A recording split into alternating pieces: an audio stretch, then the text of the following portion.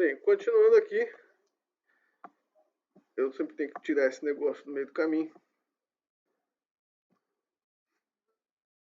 Não se esqueçam o que vocês estão fazendo, a gente está falando sobre as formas de lidar com ciência e como vocês vão se auto-boicotar ao longo das suas carreiras, mas não se esqueça que vocês estão falando de ciências ambientais. É o que vocês escolheram fazer. Né? E, lembrando do conceito de ciência, tinha aquela palavra acúmulo de conhecimento. Né? O que é acúmulo de conhecimento? Existem várias formas de acúmulo de conhecimento, mas o acúmulo de conhecimento é de uma orelha a outra? É ficar aqui dentro? Não, não. Quando a gente fala de ciência, a ciência é além da gente próprio. A gente está falando de acúmulo de conhecimento, a gente está falando de publicação.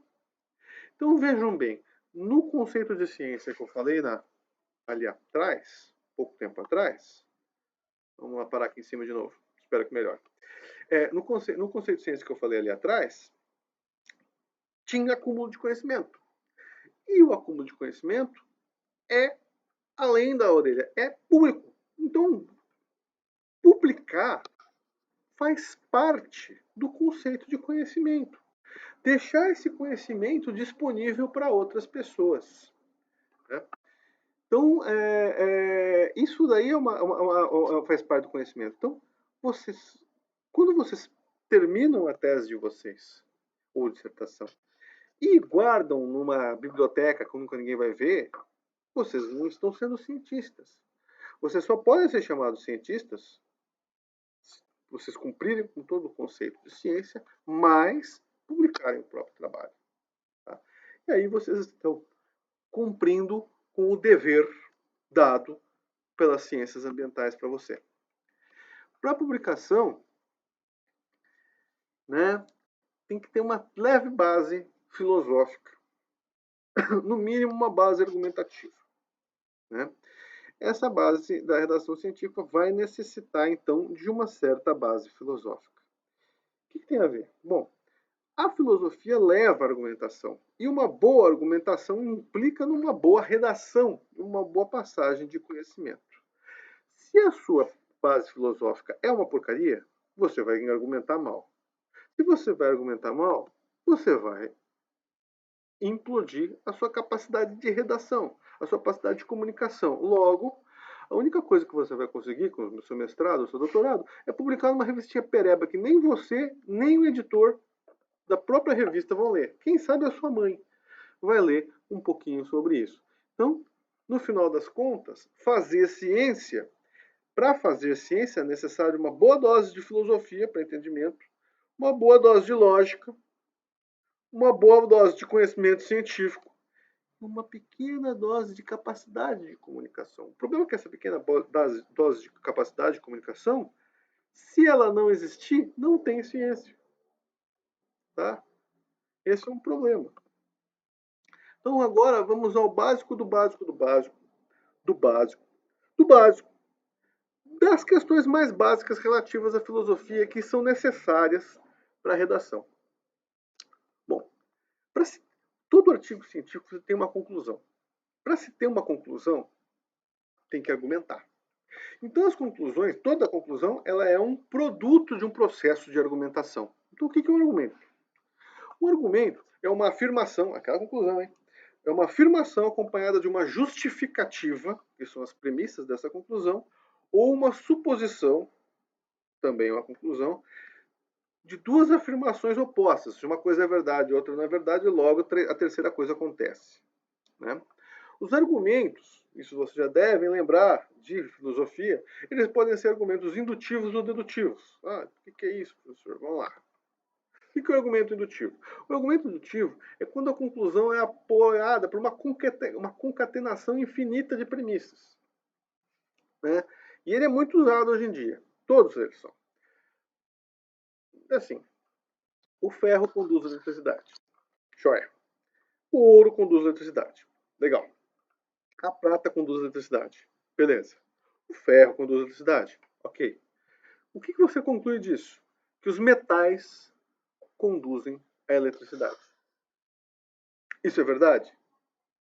Isso é correto? É realmente conclusivo essa generalização? Né? Tem seus problemas. Porque se você, o amianto, se eu não estou enganado, é um metal e não conduz a eletricidade. Então, o mercúrio, não sei, não lembro. E não é só metal que conduz. Então, existem problemas numa argumentação puramente indutiva. Tá? Aí, por outro lado, existe o argumento dedutivo. O que é o argumento dedutivo? É uma conclusão lógica e necessária a partir de premissas. Então, você tem premissas A e B, e você pode, a partir delas, concluir uma terceira coisa que não é uma generalização, é uma dedução a partir delas. Por exemplo, todo homem é mortal. É verdade? Eu sou um homem, onde eu saiba. Logo, eu vou morrer. Essa é uma conclusão lógica e necessária a partir dessas duas premissas impostas. Existe uma outra conclusão a partir, que poderia ser tida com essas duas premissas? Premissa 1, todo homem é mortal. Premissa 2, eu sou homem. Existe uma outra conclusão? Eu não consigo bater. E eu não consigo refutar essa premissa. Logo, ela é lógica e necessária. Tá? Isso é um argumento dedutivo. Deduzir uma terceira coisa a partir das duas. Ao contrário do indutivo, que eu generalizei uma coisa a partir das duas. Tá? Qual é o problema desse? O problema desse é que se qualquer uma dessas premissas for errada, a conclusão é mentirosa. Qualquer uma, elas têm que ser, elas são hiperdependentes para que uma generalização possa ser falsa, não ser feita. No caso do indutivo, não tem essa hiperdependência. Vamos dizer assim, o ferro, o ouro, a prata, o alumínio, o tungstênio, o mercúrio, o níquel conduzem a eletricidade. Mas o amianto não. Então, os metais conduzem a eletricidade? Quase todos os metais. O argumento não é desmantelado, ele só é reduzido. Já aqui, se eu for um extraterrestre, e se homens na realidade não morrerem, a minha conclusão é totalmente desmoronada. Então tem uma hiperdependência da qualidade das premissas. Né? É besteira. Por causa disso, deixa eu baixar minha fotinha aqui. Por causa disso, durante muito tempo se debateu demais. Né? Assim, nenhuma das duas passadas está errada. Ele só tem problemas. O indutivo é muito usado em discussão de artigos científicos, ainda hoje. Né? Mas esse cara aqui, o Popper, um filósofo da ciência fantástico do século passado, ele resolveu tentar entrar no problema da metodologia científica. Estou muito feliz com isso, porque uma da característica dele é que, ao invés de ver a ciência do ponto de vista semideusico, filosófico, ele trabalhou em contato com cientistas e debateu muito com eles, dentro da universidade onde ele estava, Harvard, para conseguir ter uma boa visão de como a ciência realmente funciona. E aí ele resolveu criar o método hipotético dedutivo, que tem a falseabilidade das premissas como um critério definidor. Né? Nesse método hipotético dedutivo, ele demonstra que, na verdade, você não testa a hipótese, assim, a conclusão da hipótese, você testa as premissas. E você não consegue provar uma coisa. Você só consegue desprovar, você só consegue ver se aquilo é verdade ou não. A conclusão você não testa. E ele até ganhou um título de Sir da Rainha da Inglaterra num momento muito importante da história da humanidade, quando, lembra do darwinismo social? Estava tendo muita discussão sobre o darwinismo social, mostrando que existiam raças e as raças eram uma era melhor que a outra. É uma época chamada nazismo, não sei se vocês lembram. Eu também não estava vivo, mas aconteceu. A gente não tem muito costume da história ultimamente, mas aconteceu, sabe? E existia uma tentativa de se criar raças superiores. E ele demonstrou que ninguém consegue provar que uma raça é superior. Ele só consegue desprovar que as raças são iguais. E mesmo assim não consegue. Testando, não conseguia. Né? E aí esse argumento nazista veio por terra. Ele ganhou esse título de Sir num momento de debate muito importante da história da humanidade. Basicamente, o método dele implica em você gerar uma hipótese, gerar uma conclusão que você espera que aconteça, procurar o que é necessário para essa conclusão ser verdadeira e testar essas necessidades. Né? Você testa as premissas da hipótese. Se vocês verem um artigo científico, no final do artigo científico tem sempre assim, o objetivo é testar essas perguntas, A, B, C, D. O objetivo é, se isso é verdade, isso é verdade. Essa é a forma clássica, né, filosófica. Para uma coisa ser verdade, isso tem que ser verdade. Então ele vai testar o isso. Você tem essas afirmações totalmente testadas. Então você já parte do princípio, segundo Popper, você já parte do princípio que você já espera que uma coisa seja verdadeira. E para ela ser verdadeira, o que ela tem que cumprir? Né? O mais interessante disso tudo é que se você tem uma hipótese que não é refutada, que não é que está errada, não significa necessariamente que o contrário é verdadeiro. Eu vou dar um exemplo de um paper que eu estou escrevendo agora. Eu estou trabalhando nos rios, no Telespires, no Juruena, no Madeira e no Araguaia. E a minha hipótese é que as ilhas funcionam como retentoras de biodiversidade, ilhas de rios, funcionam como retentoras da biodiversidade e são muito menos desmatadas do que as margens do rio. Isso é proibido, mas são muito menos desmatadas que as margens do rio. Elas, com isso, elas conseguem se manter a vegetação intacta mesmo frente a desmatamento. O que eu fiz? Para isso ser verdade, ao longo dos anos, o desmatamento nas margens do rio tem que ser muito maior do que nas ilhas. Para isso ser verdade, independente da latitude, a gente tem um critério de desmatamento aqui no estado do Mato Grosso, do sul para o norte. Independente da latitude, as ilhas vão ser menos desmatadas do que, no interior, do que nas margens. Ponto 3.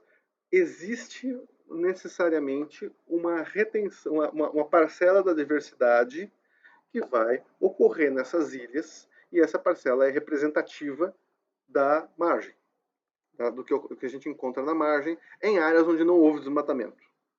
Ponto 3. Se esses três são verdades, as ilhas podem funcionar como reservas biológicas do que aconteceu, do que havia na região que já foi desmatada. Bom, não preciso dizer que o ponto 1 para o gráfico, assim, as ilhas, porque elas não têm acesso, não é tão fácil de desmatar, é verdade. O 2 é verdade, o terceiro a gente está procurando saber ainda. Tá? Então, sim, é assim que a gente testa a hipótese. A hipótese maior é as ilhas servem para manter a diversidade da Amazônia. É uma grande hipótese. Para ela ser verdade, é preciso que isso ocorra. Tá? Ela serve para manter a diversidade frente ao desmatamento. E isso ocorre. Eu construí essa hipótese, eu estou testando a. O mestrado de vocês vai ter que ter, o projeto de vocês tem que ter essa pegada, e o mestrado de vocês tem que ter exatamente a mesma pegada. Tá? E o método científico é uma coisa muito comum. A gente vê o método científico rotineiramente. Essa que foi uma grande sacada do Popper.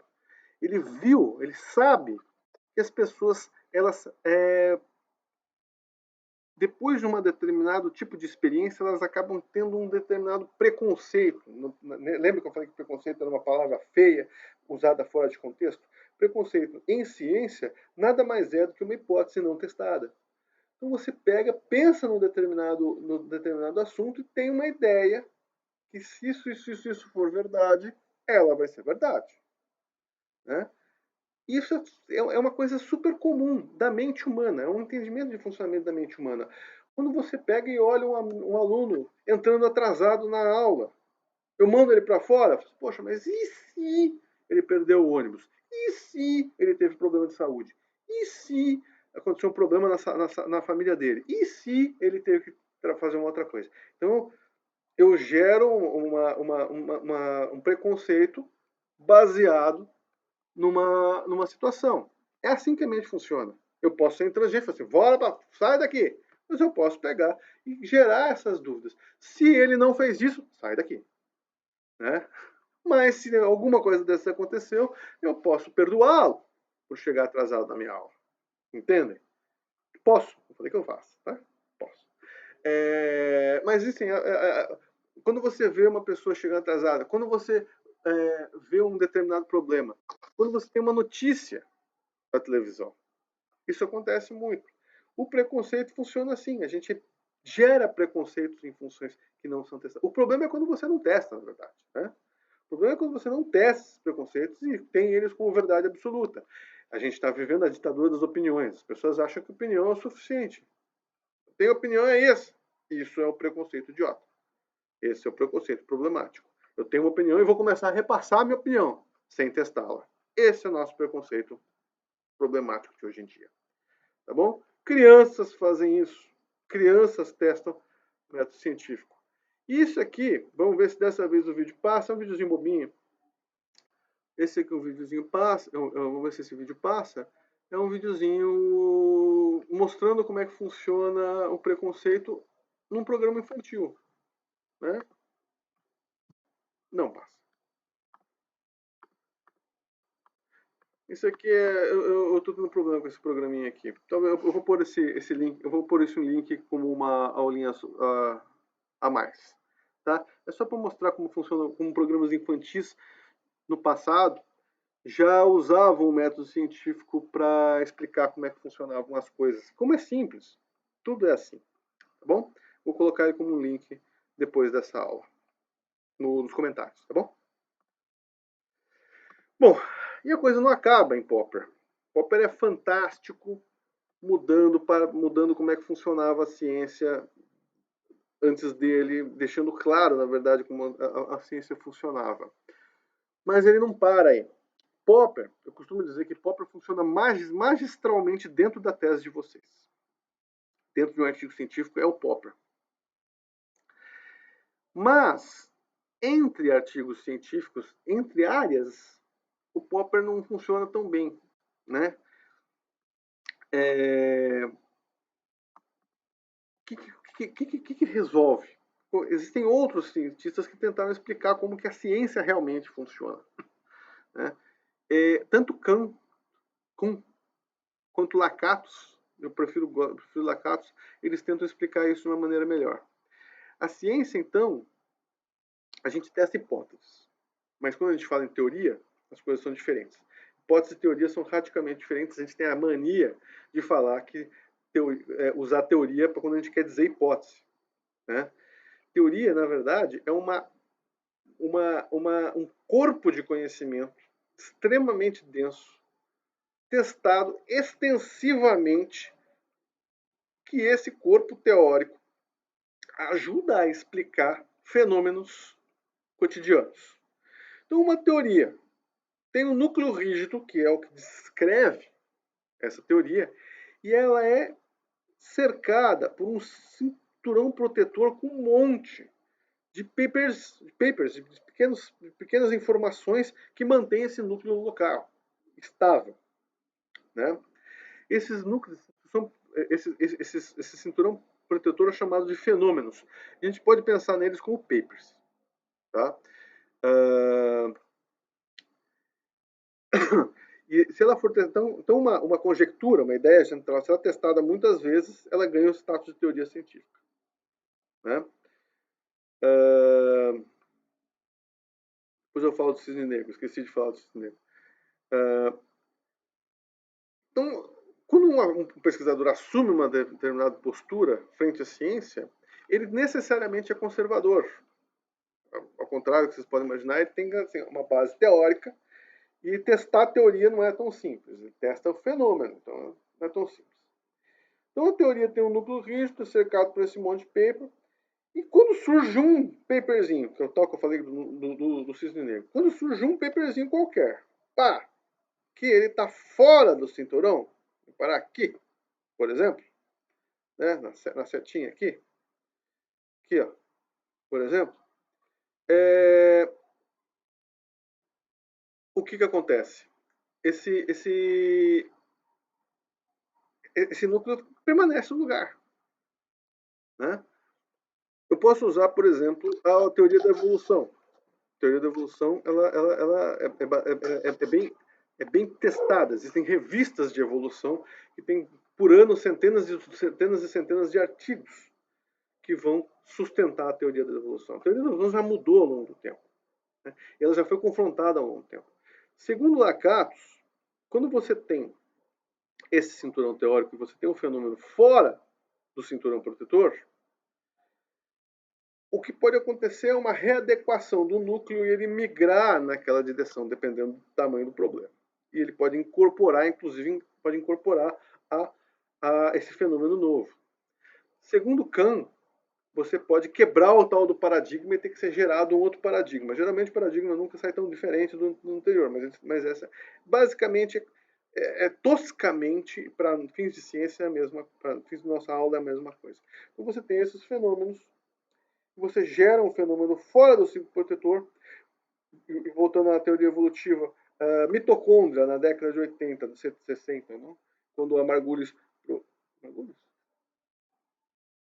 Oh, meu Deus, esqueci o nome da pesquisadora que propôs, descobriu que o DNA mitocondrial é diferente do DNA do núcleo. Mas, enfim, quando a mitocôndria foi proposta, descobriram que aquilo lá, não, os DNAs são diferentes, foi uma grande revolução. Como que se pode ter a evolução de duas características diferentes? A gente está estudando como é que funciona dentro do núcleo toda a questão de replicação, toda a questão de passagem de conhecimento. E a mitocôndria tem um DNA diferente. Isso não poderia estar acontecendo. Isso daí quebrou um pouquinho, porque para a evolução funcionar, a gente tem que deixar descendentes com o mesmo DNA, o DNA parecido, e aquilo ia quebrar tudo. Aí se estudou mais e viu que aquilo não feria o princípio básico da passagem de conhecimento pelo DNA. O que a teoria evolutiva fez? Ela englobou a endossimbiose, a teoria da endossimbiose, que é essa que eu estou falando. Na verdade, quando se entendeu o próprio processo de passagem de conhecimento em nível genético, a teoria evolutiva já ganhou até um outro nome, né? Agora é a teoria sintética da evolução, por causa que englobou toda a parte genética que faz a gente entender como que é passado o conhecimento em nível celular, de indivíduo para indivíduo. Todas essas modificações criaram uma forma das pessoas entenderem melhor como o fenômeno realmente é explicado, né? Então, mas dificilmente ia ter um paperzinho. Se um paperzinho vem, ele toma porrada pra caramba. Um paper que sai fora, que aparece fora do cinturão da teoria aqui, a gente tem 100 mil papers mostrando que isso é verdade. O senhor vem aqui me mostrar que isso é mentira, vai apanhar que nem o diabo, né? Vai ter que ter uma base muito forte para causar essa migração do núcleo, né? Ou, como diz Carl Sagan, alegações extraordinárias exigem evidências extraordinárias. Você tem um fenômeno totalmente fora do cinturão protetor, você precisa ter uma evidência muito forte para causar essa migração de núcleo, como um DNA dentro da célula diferente do DNA nuclear. Isso foi um dos casos, né? E a gente vê coisas assim acontecendo sequencialmente. Por exemplo, essas alegações de OVNIs, né? As pessoas pegam e falam, nossa, é um OVNI. O que isso significa? Nada, né? Até, assim, uma coisa muito importante para se entender que um OVNI é objeto voador que a gente não tem a porra nenhuma de ideia do que é. Não sei o que é um OVNI. OVNI é não identificado. Ele não pode mudar um paradigma, a não ser que ele seja, né? No caso aqui, o OVNI virou tanto sinônimo de alienígena, e não são, que até inventaram outro nome, como fenômeno aéreo não identificado, para que a gente possa, para que as pessoas não interpretem OVNI como extraterrestre. É só um trem que eu não sei o que é. Um trem voando que eu não sei o que é. Isso que é um OVNI, né? Eu vou colocar. Esse aqui é um outro vídeo que não funciona nesse tocador. Eu vou colocar ele nos comentários também. Esse é um vídeo bastante interessante sobre o argumento da ignorância, que é uma falácia clássica e fala sobre OVNIs e fala muito bem sobre essas coisas que a gente não sabe o que são, mas tem a necessidade de gerar uma explicação, indo contra o núcleo da teoria, o núcleo de Lacazzo. Tá bom? Até a próxima aula. Amanhã eu vou estar em outro lugar. Opa! Eu vou estar em outro lugar vestindo uma outra roupa. E vamos falar sobre pseudociência.